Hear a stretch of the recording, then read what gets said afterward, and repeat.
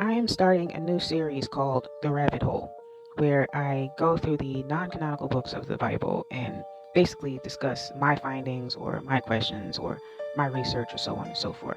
So, for the first episode, I am talking about the fallen angels, which to me is a very interesting story in and of itself. So, the fallen angel story starts in chapter 6, where it says that and it came to pass the children of men had multiplied, that in those days were born unto them beautiful and comely, comely being pretty, daughters. And the angels and the children of heaven saw and lusted after them, and said to one another, Come, let us choose us wives from among the children of men. So these beings, these creatures, basically not of this earth, I'm just saying, they saw the human women on the planet and decided, hey, let let us actually, let us mate with these women. Let's create wives with them.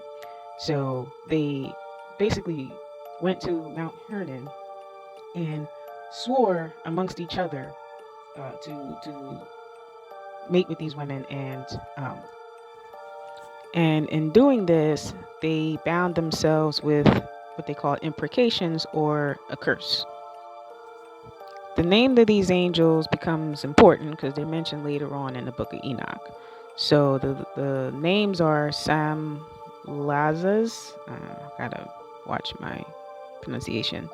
Araukba, Ramil, Kokablael, Tamlel, Ramlel, Danel, Ezekiel, Barakijal, Aziel, Amaros, Patero, Ananel, Zachiel, Samsaspiel, Saturel, Turel, Jomjael, and Sariel.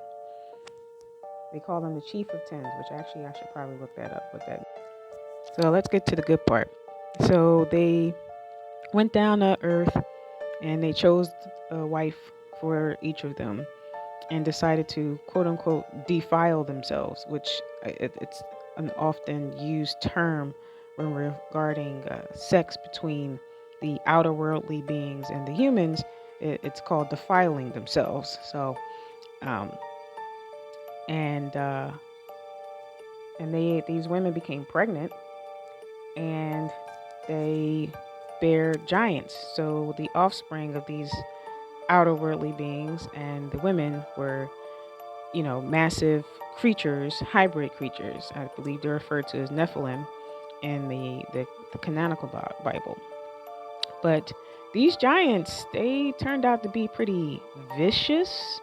Um, so when they came to be, they consumed all the acquisitions of men. Basically, so if men went out there and hunted or whatever, they stole what the men had and ate them, ate whatever the men had brought back.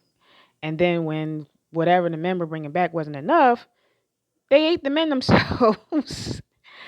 And then it says began to sin against birds and beasts and reptiles and fish. And when that wasn't enough, they started eating their own flesh and drinking blood. So, it says, then the earth laid accusation against the lawless ones. Okay. Um, all right. So long story short, looks like these giants, these offspring, they were creating all manner of chaos and havoc and were eating, stealing men's food and eating that and then, killing the animals. And then when that wasn't enough, they were killing, eating each other and eating men and whatever, which I feel like I remember them mentioning that in the Old Testament, like with David and Goliath, but I got to go back to that. But yes, these giants, they were creating havoc, and so chapter 8, I think, is where it also gets really interesting as it talks about what these angels supposedly did after, quote unquote, defiling themselves with the women. They actually taught men different skills. They taught human beings different skills. Like Azazel, this one here, apparently this one's important. He apparently did the worst of it all, but he taught men how to make swords and knives and shields and breastplates and told them what type of metals were on the earth and basically taught them metalworking and then taught them about jewelry making and the use of antimony, which I had to look that one up.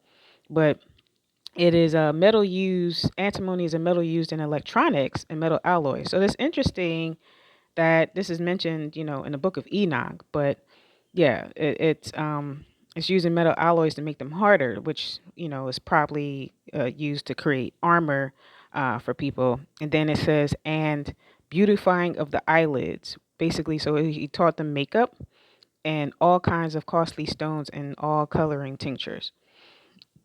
And then the next, it says this caused humans to become corrupt in all their ways. This becomes important later on. And then you have Simjaza taught enchantments, witchcraft, right? Root cuttings.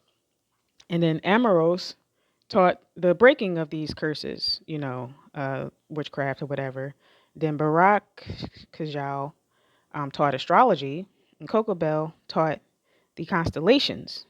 And Ezekiel taught the knowledge of the clouds, aka weather, right? And then Araquel, the signs of the earth. And Shamsiel, the signs of the sun. Sariel, the course of the moon.